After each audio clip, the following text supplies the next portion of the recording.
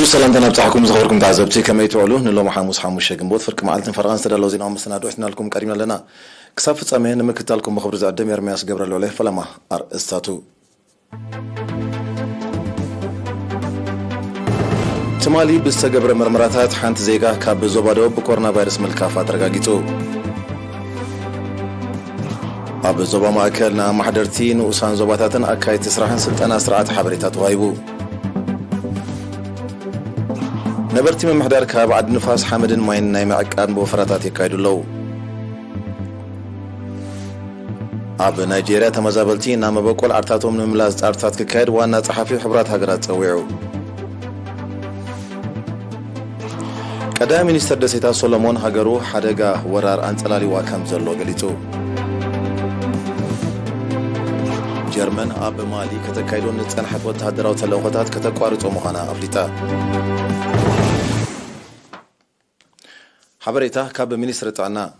تمالي أب ممرمر مأكل زوا مأكل بالسجبره ناي لابراتوري مرمراتات أدراشة عرزة زوادو بالزخونة حنت زيجا بكورونا فيروس ملكافة ترجعت له بس مسرة تغلى قطري بكورونا فيروس تلقفوا زيجاتات كسب لومي تشعة شوعة 200 حموشن بتحلو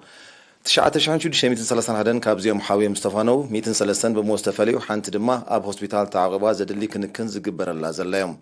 مينستر عنا 4 جنبوت كل تشحن أسران كل تن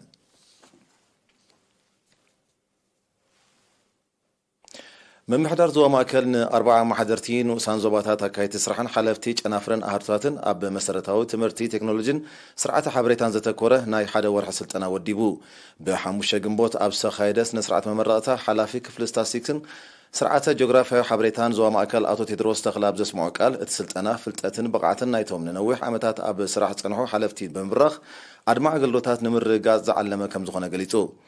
وكيل تمرات بوغنا اتسلطنا كينيوم عباي موياو بقعتهم زخي ترجم كم زلو متكاس نزيكون مقبار نتسعرو دحر موغاس بز قسمو مويا زحشا قلوت نمهاب زلوم دلون تراغيتهم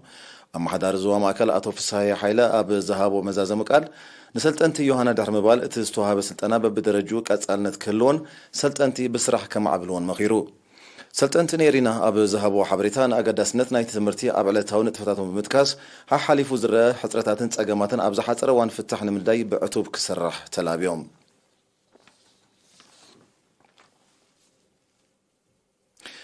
بسلسة جنبوت أب مسمر حاجز كرمر بزقات أما حدقا مقلبات ماكينة أب لعلي أسران كل تنزيقاتات كبيدن فوكسن أكالا وقدات كم زورده وكيل رنا حبيرو اتا ER1B حموشتشعن سمانيان كلتن قطر سليدا سقلة تويوتا هايلاكس زعينتان اشتو ماكينة أبرستل على عاقن تعنتا نهارس لزنبرة أب كابي ونجب مسبت ساعات كم تسجلبتت مدبر بوليس نوز زبا حقاز قليتو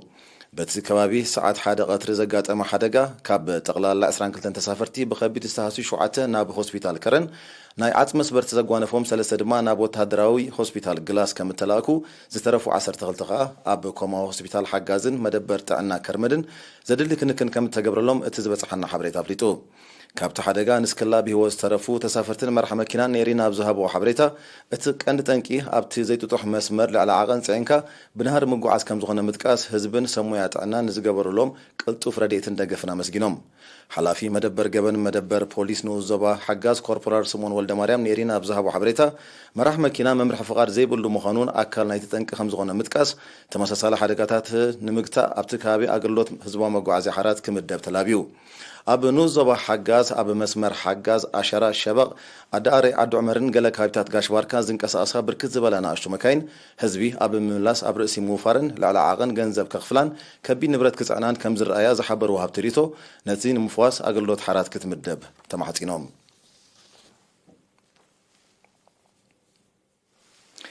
نبرتي من محضر كاب عد النفاس مس مجمار كرامات حامد الماين ناي معك ابو فراتات كادلو وكيل إرنا دانيال ولدون زدالو زينا وصبصب سامرايت ليفيو خطقربويا أبزو مأكل نؤزوبا أخريان نبرتي من محضر كبابي عد النفاس كاب 26 ميازيا جميروم نخلت أوارح زغتل ماين حامد ناي معك أم نتفتاتي سلاسل لو ወኪል ቤት ጽሕፈት ሕርሻ ኣብቲ ምምሕዳር ከባቢ ኣቶ ሽደን ፍሳሃጽዮን የሪና ኣብ ዝሃቦ ሓበሬታ ዕለታዊ ልዕሊ 250 እናወፈሩ ነፍሲ ወከፎም 8 ሜትሮ ቁመትን 1 ሜትሮ ጎንን ዛላታት ይሰርሑ ከም ዘለዎ ገሊጹ ብጠቕላላ 31 ሄክታር ንምዝላይ መደብ ከም ዘሎ ኣብ ውሽጢ ሓደ ሰሙን ድማ ልዕሊ 2 ሄክታር ከም ተዓመጠ ጠቒሱ ድማ ዝዕመም ንጥፈታት ኣብ ምርጋእ ኣከባቢ እወታዊ ጽልዋ ንኽህልዎ ዕቱብ ምክትታል ክግበረሉ ተላቢዩ እዚ ቀላጢ እዩ ዘሎና እዚ መሬት እዚ ቀላጢ ዘሎ ስለዚ እዚ ቀላጢ እዚ ከዓ ክንሽፍኖ ግድነት እዩ ኩሉ ግዜኡ ጥፊኡ ዘለዎ ግዜ ሰዓታት እንዳገበረ እዩ ተዳልዩሉ ዘሎ እቲ ናይ ምግራብ ተኸሎ ጠጠው ኣይብለን ኣስተዋጽኦ ዝለዓለ ኣለዎ ማለት እዩ ልዑል ኣስተዋጽኦ እዩ ዘለዎ ክረምቲ መጽ ነገርብ ኣለና ሓለዋ ግን ጉድለት ኣለና ወፋሮ ብወገኖም ንኣገዳስነት ናይቲ ኣብ ማይ ኩዕታት ስራሕ ዘሎ ዛላታት ብምጥቃስ ምስ ምጅማር ክረማት ኣግራብ ምትካል ወፂኡ ዘሎ መደብ ንምዕዋት እኹል ፈልስታት ክዳሎ ተማሕፂኖም ተሳትፎ ናይ ህዝቢ ብጣዕሚ ጽቡቕ እዩ እቲ ህዝቢ ንስራሕ ኢሉ ስለተበገሰ ካብ ንጅምር ስጋዕ ሕጂ እዚ 6 መዓልቲ እዚ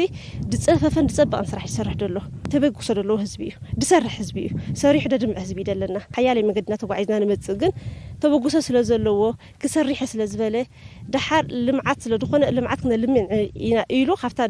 ኣወጅናላ መዓልቲ ስጋዕ ዝሕጂ ከየብ ኮረ ብሙሉ ህዝቢ ይወፍር ደሎ ኣብ ዝሓለፈ ዓመት ብዝተኻየደ ተመሳሳሊ ማእተታዊ ስራሕ ልዕሊ 17 ሄክታር ክዛለን ከሎ ኣስታት 10,000 ፈልስታት ኣግራብ ከም ተተኽለ ሰነዳት ቤት ጽሕፈት ሕርሻ ምምሕዳር ከባቢ ዓዲ ንፋስ የነጽር ዝሰብ ኣህጉራዊ ዜና እዩ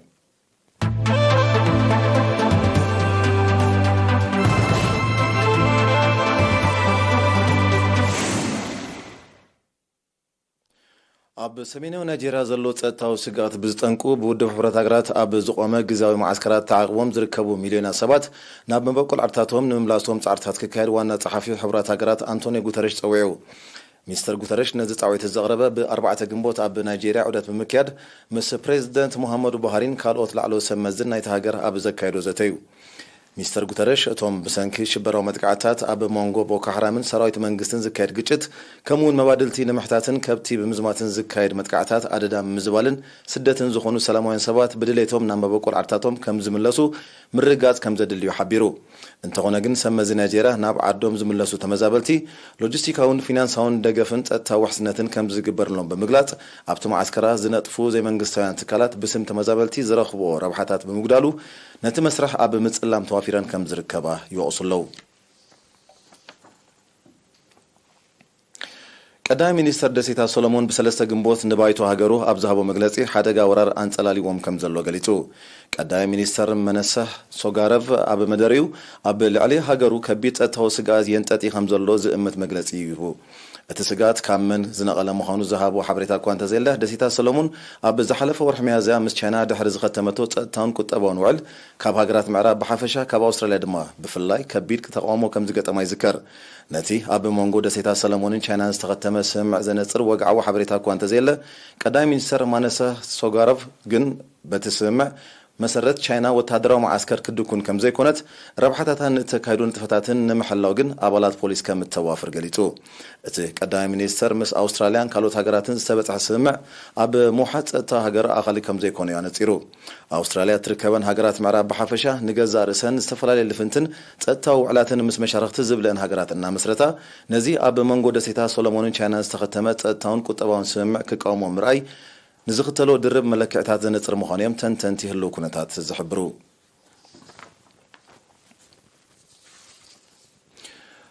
ጀርመን ሰራዊት ማሊ ክትቦ ንጸንሐ ስልጠናታት ከተቋርጾ ምዃና ትማል 4 ግንቦት ብወግዓ ኣፍሊጣ መንግስቲ ጀርመን ምኽንያት ናይቲ ስጉምቲ እኳ እንተዘይሓበረ ካብ መንግስትን ህዝብን ማሊን ብዘጋጥሞ ዘሎ ተቃውሞታት ክኸውን ከም ዝኽእል ግና ይእመት መንግስቲ ማሊ ሰራዊት ሃገሩ አንጻር ሽበራን ዝካየድ ስራሕታት ባዕሉ ክምክቶ ከም ዝኽእል ብምሕባር ኣብ ሃገሩ ተዋፊሩ ዘሎ ሰራዊት ባዕዲ ክወፅእ ብተደጋጋሚ ክጽውዕ ጸኒሑ ኣሎ ኤውሮጳዊ ሕብረት ንሰራዊት ማሊ ክህቦ ጸንሐ ስልጠናታት ከቋርጾ ምዃኑ ኣብ ዝሓለፈ ቀረባ ሳምንታት ምሕባሩ ይዝከር ኣብ ዞባ ምዕራብ ኣፍሪቃ ብሓፈሻ ኣብ ዞባ ሳሓል ድማ ብፍላይ ንዝካየድ ዘሎ ግዳማ ወተሃደራዊ ተልእኾታት ትመርሕ ዘላ ፈረንሳ ካብ መንግስቲ ማሊ ድሕሪ ዘጋጠማ ተቃውሞ ካብታ ምዕራብ ኣፍሪቃዊት ሃገር ጠቕሊላ ክትወፅእ ምዃና ምግላጻ ይርስዓን ኣብቲ ዞባ ተዋፊሩ ዘሎ ግዳማዊ ሓይሊ አንጻር ሽበራ ክቃለስ ይትረፍ ነፍሱ ካብ መጥቃዕትን ክከላኸሉን ከም ዘይከኣለ ምስቲ ከባቢ ቅርበት ዘለዎም ወገናት ይጠቕሱ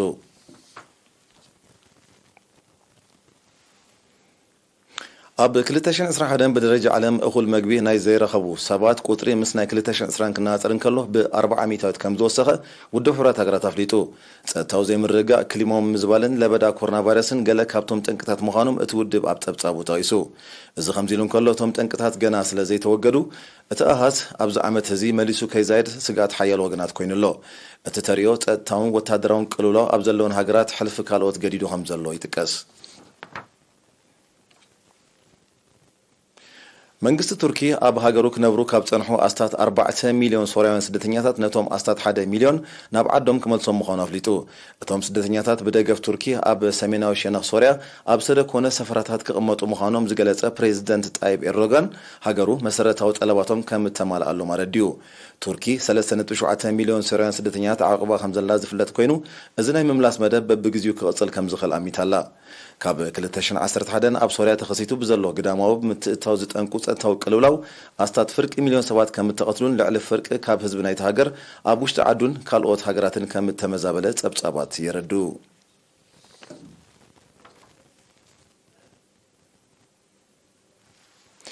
ኣብ ክፍለ ሃገር ኒው ሜክሲኮ ሕብራት መንግስታት ኣሜሪካ ካብ ምጅማር ዝሓለፈ ወርሒ መያዝያ ዝተለዓለን ዛጊት ኣብ ትሕቲ ቁፅር ዘይወዓለን ሓደጋ ባርዕ መሮር ከቢድ ስጋት ከም ዝፈጠረ ተገሊጹ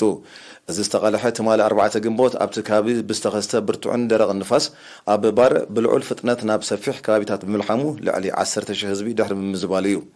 እቲ ኣብ 5 ክፍላተ ሃገር ኣስፋሕፊሑ ዝርከብ ባርዕ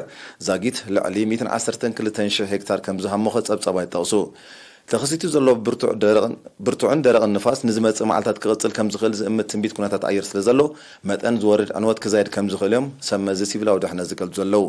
ኣብ ኣሜሪካ ኣብዚ ዓመት እዚ ዝተኸስተ ሓደጋታት ባርዕ መሮር ምስ ተመሳሳሊ እዋን ናይ ዝሓለፈ ዓመት ክነፃፀር እንከሎ ብክልተ ዕፅፊ ዝዓቢ ስፍሓት መሬት ከም ዝሃመኸ ፀብጻባት የነፅሩ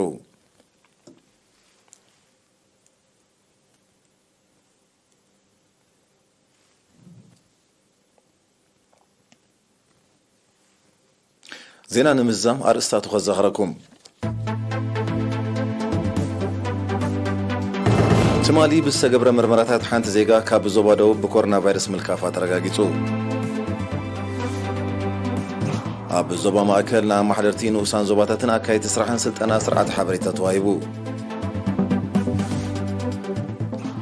ነበርቲ ምምሕዳር ካብ ዓዲ ንፋስ ሓመድን ማይን ናይ ምዕቃብ ምፍረታት የካይዱ ኣለዉ ኣብ ናይጄርያ ተመዛበልቲ ናብ መበቆል ዓድታቶም ንምምላስ ጻዕርታት ክካየድ ዋና ጸሓፊ ሕብራት ሃገራት ፀዊዑ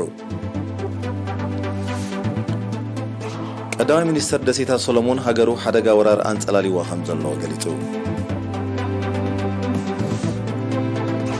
ጀርመን ኣብ ማሊ ከተካይዶ ንጸንሐት ወተሃደራዊ ተልእኾታት ከተቋርጾ ምዃና ኣፍሊጣ ዝኸበርኩም ተዓዘብቲ ዜና ኣብዚ ፍጸም ብሩኽ መዓልቲ